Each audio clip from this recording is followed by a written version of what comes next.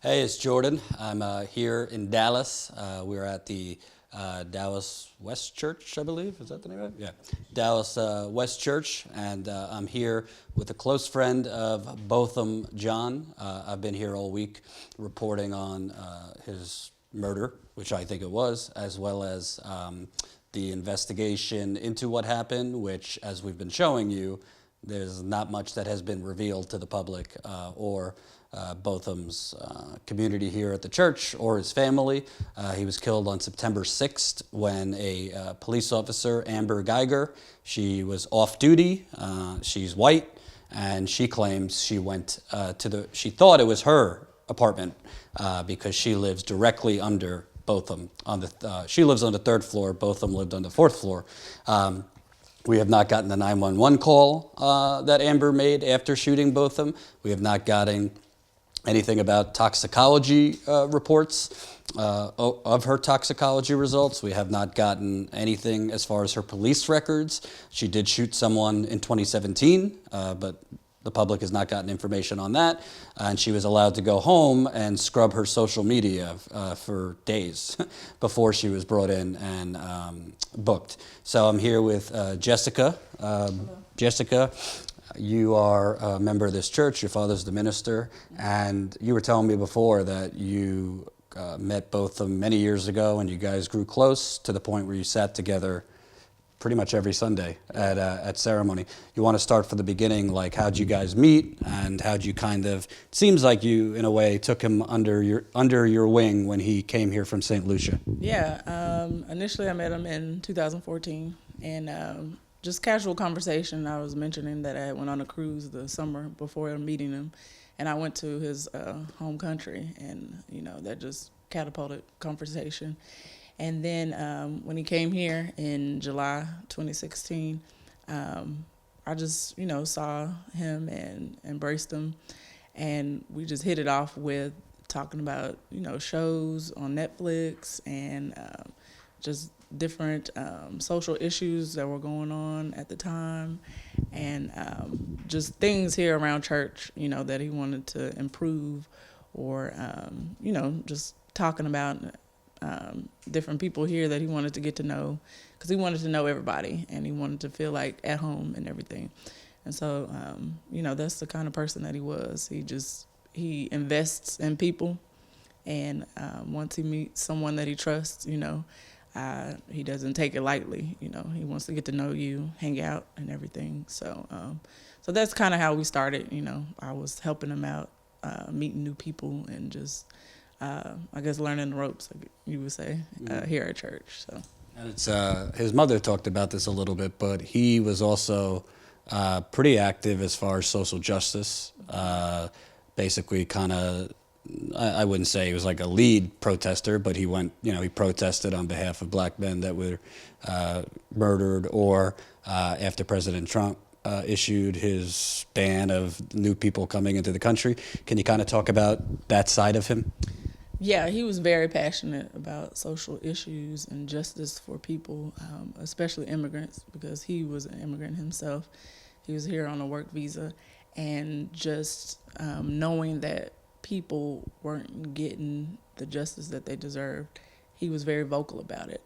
And the order that was issued by Trump when he first took office about not letting immigrants in or out, he didn't sit back and watch the news. He saw that there was a peaceful protest going on at DFW Airport, and he was down there, that night. The order had just went down, and he didn't waste any time. He went down there and protested well till 1 or 2 in the morning, and it was Sunday morning, and we had church, later on that morning, and he came to church, and he let me know that he was down there. And I wasn't surprised, because I knew how passionate he was. And him being an immigrant, he couldn't stand by and let people that were just like him, get ran over by something like that. And so that's the kind of person that he was. He sees the need, and he goes down there and try to fulfill it or support it the best way he can. Did you guys ever talk about just police brutality or some of these national instances? I know there's been in Dallas area black men that have been killed by police. Did he have strong feelings about that or ever fear for his life? Because there's been reports that he tried to interact with the police as little as possible. Oh yeah, he definitely was aware of police brutality and just black men in America in general. The reason he dressed the way he did is because he wanted to look low profile, less threatening. He knew that if he had a certain look or more urban look, that he would draw attention to himself. So he made it a point to look good, to make sure he looked professional, because he knew that he was a target just being a black man in America, let alone an immigrant here, And if they found out that detail, he was already, anxious about that. So he was definitely aware of how police brutality is in America, very active about it through his walk, his speech. He made sure he was articulate, polite, and just overall non-threatening, because he knew what the culture was these past couple of years. So let me ask you, because obviously we could only speculate because they haven't provided any information. Like I said, no 911 call, no police records, no nothing. But Amber Guyger's story and the Dallas police story seems to have changed within days. Right. The first version was that she tried to put her key into the door, and I guess it was an opening, and then Botham opened the door, and she claimed that she gave him commands and he was non-responsive. If you want to give her the benefit of the doubt that that's how it actually happened, he doesn't sound like the type of person that wouldn't have been responsive, even though it was this police officer randomly showing up. But it seems like he would probably obey commands, and does that make any sense to you, that version of events, that when he opened the door he wasn't responding? No, he's very responsive. A passionate person that and then you're hearing a story that he wasn't responsive or not compliant or anything like that, it doesn't make sense, and it sounds like a story, basically. I don't even have to say a made-up story. It just sounds like a story. And to hear that about both of them, it's not true, There was also a version of the story that his door was left open, and then she went in. And the type of door that was in his apartment, they closed shut, unless he propped it open, which she never mentioned that. So, just hearing that he wasn't responsive or didn't want to comply to commands is not the type of person he is, so. And what are your thoughts on, obviously, I thought it was odd that one of the first things they did was search his apartment. I don't know why that is, but obviously they tried to put some stuff out there about him that came off dehumanizing, that he had marijuana in his apartment. Interviewing the minister here seems to think he knew him well enough that he didn't smoke. Even if he did, who knows if it was his or somebody else's. But what are your thoughts on that? Was the first thing that came out. I don't believe they gave any information on what they found in Amber's apartment or anything like that. It was just very interesting how detailed the list was. It was a very detailed list that came out.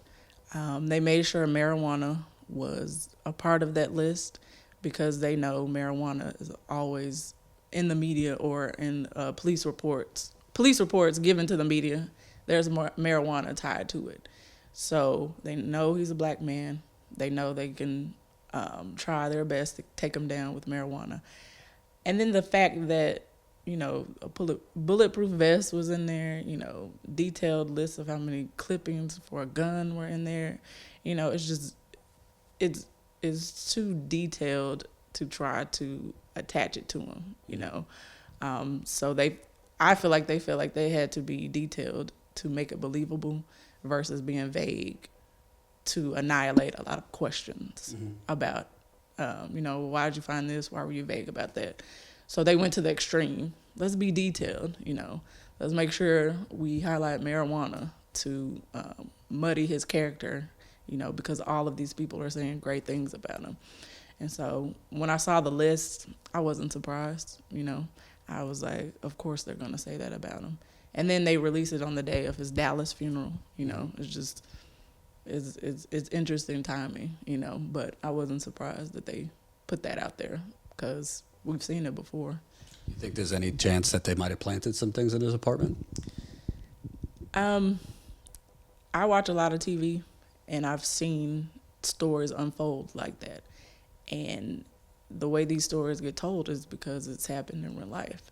And so the way that this played on TV, when I heard this, I was like, either it was planted, or either she had it and flipped the story around, So it's definitely some scheming going on, some planning, some strategy to pull this out and make him look like he's a person that would be involved in that, and then try to use that against him.